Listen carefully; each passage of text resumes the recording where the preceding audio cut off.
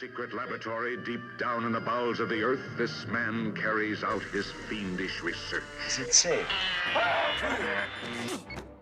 Clear. But I'm gonna torture you anyway. Hey, on, that didn't hurt, did it? You can't let a man die so that you can discover something? Doctor, he's gone. Oh my God, don't stop now!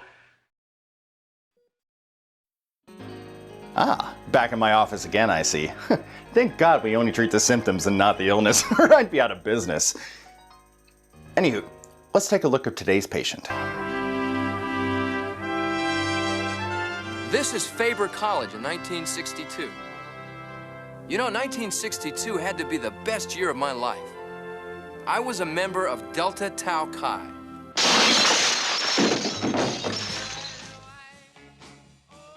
There's an old saying that nothing ages faster than comedy.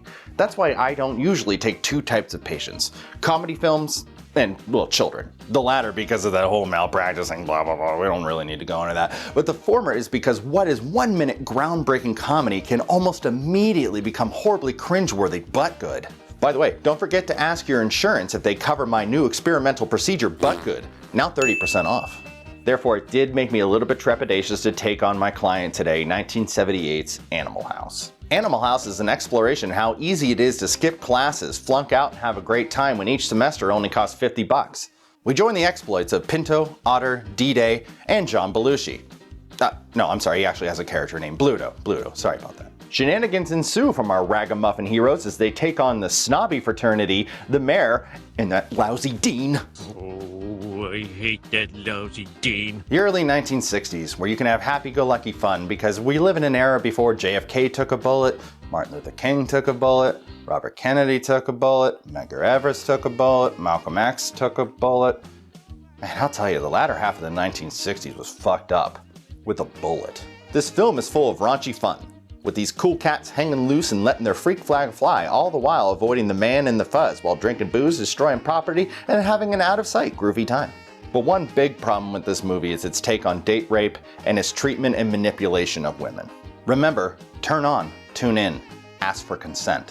One of our first examples of, shall we say, questionable behavior is when one of our heroes, Pinto, goes to hook up with a young lady named Sarah during the toga party. Sarah works at the grocery store that Pinto is stealing meat from. Long story. He quickly realizes that she wants to do a price check down there on that old trouser meat. Price check on a car. I am 69. Sarah looks very, very young. And here's a little bit of free medical advice. Check that ID before you stick her where she pees. Look, I know it's not the same hole you pee out of that you make the sex out of. You women are complicated. You got like 5 holes down there. I'm a doctor. Sarah can't seem to control how much she's drinking, and she gets as drunk as a Kennedy leaving a body to drown.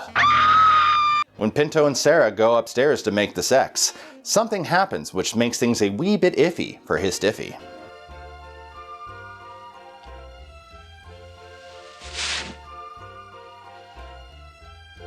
Now, I'm sure this is where Pinto does the right thing and makes sure she's on her side and safe and that nobody can get in, and then once she is able, he take her home where she is absolutely 100% safe. This is normally where I do the bit where I pause and we see something terrible and I go, oh my god, I can't believe it. But considering this is a movie made in the 1970s about the 1960s, I don't even think we need to do the charade. Let's just see what a creep he is. Fuck her. Fuck her brains out. Suck her tits, squeeze her buns. You know she wants it. How does he know what my grandfather said to me on my wedding day?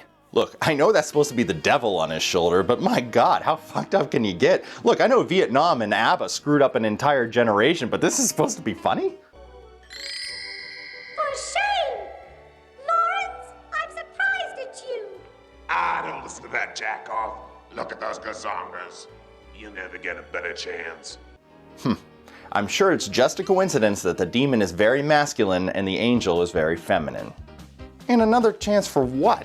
10 to 15? If you lay one finger on that poor, sweet, helpless girl, you'll despise yourself forever.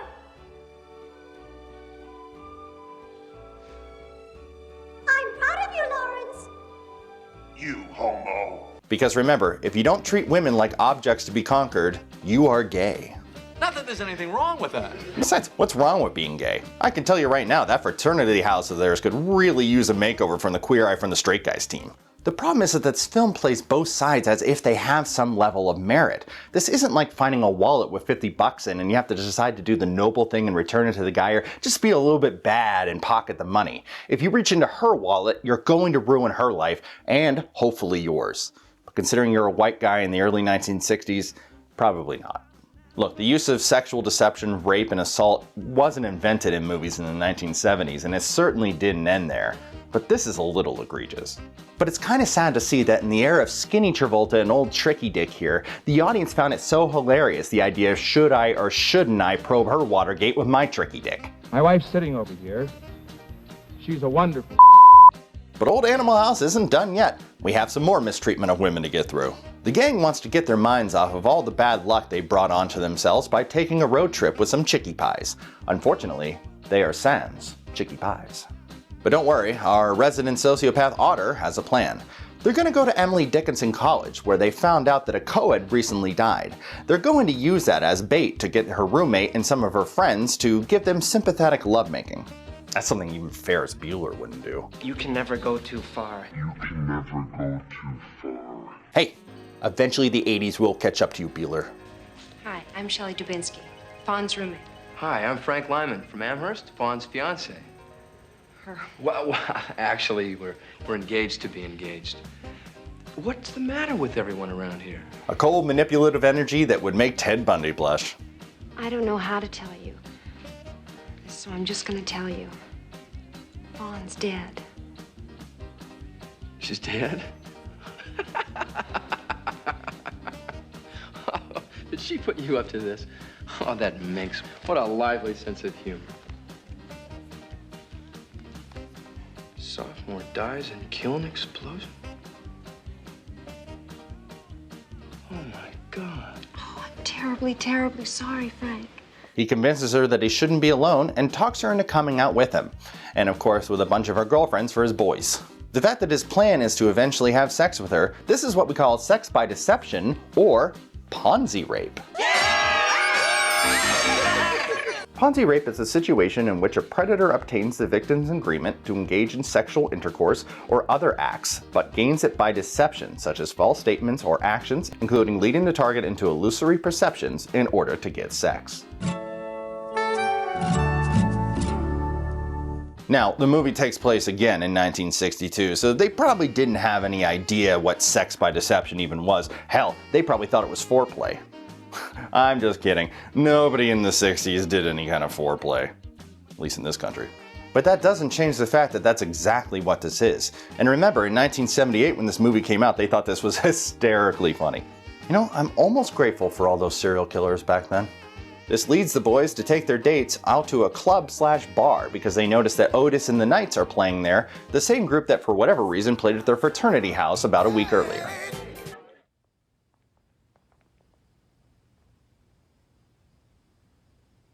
We are gonna die. Boom. We're the only white people here. They quickly realize that they're the only white people in the club, and the movie instantly treats black people as scary and as others, because why the hell not? We've come this far. Can I please just see Belushi spit things out of his mouth on repeat for a minute? Thanks, I needed that. Oh, I used to touch Fawn this way. I know. She told me. She did?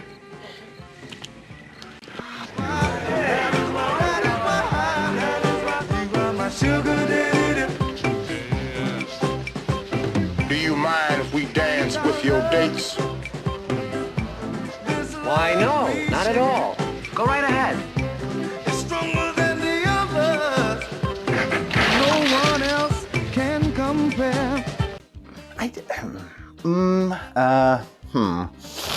I kind of think I know what the movie is trying to, but boy, how do I find the word? I know I'm a doctor, but I just can't think of or don't want to find the, I plead the white guy fifth.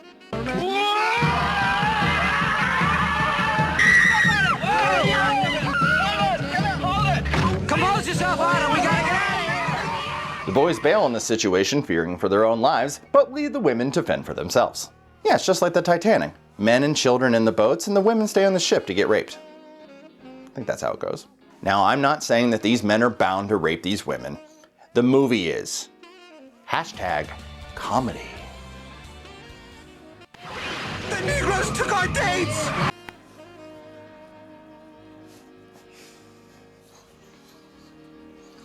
J-Dub's Video Nasties is in no way affiliated with Animal House or anybody involved in the production. Movie, are you trying to see how many things you can get wrong in one scene? Because I think the trophy is yours. Not a trophy anybody wants, but hell, it's still better than a People's Choice Award. So let's recap, shall we? We have sex by deception, racism, fear of the other, leaving the vulnerable to be attacked, racial slurs, and sudden infant death syndrome. Wait, no, scratch that last one. Now, I can already hear it. It's a comedy from the 70s, so sorry it triggered you, you soy boy snowflake libtard. First off, thank you for watching this long. That's a hell of a hate watch. But secondly, yeah, I know that. One that went over the line to be outrageous and raunchy. And I'm not here on this show to cancel anyone. First off, I don't even have that kind of power. Secondly, cancel culture isn't really a thing. Sorry, old man Mar. But rather to put a spotlight on how far we've come since then, and sadly how far we still have to go. And yes, the rest of the movie is quite hilarious, but I just can't justify these two scenes. If I was going to say anything in their defense, is that in the first scene, Pinto did eventually make the right choice. And that before things went too far, Otter didn't get what he wanted, and the boys were emasculated and embarrassed. Somewhere in there, there's some kind of moral message. Do I think that it makes this movie unwatchable? No, not at all. But I do suggest that you don't take it on an empty mind, and you should be fine. Well, another successful treatment. I know, before we wrap up here, why don't we just play some soothing music before I have you leave my office? I gave my love a story that had no end. I give...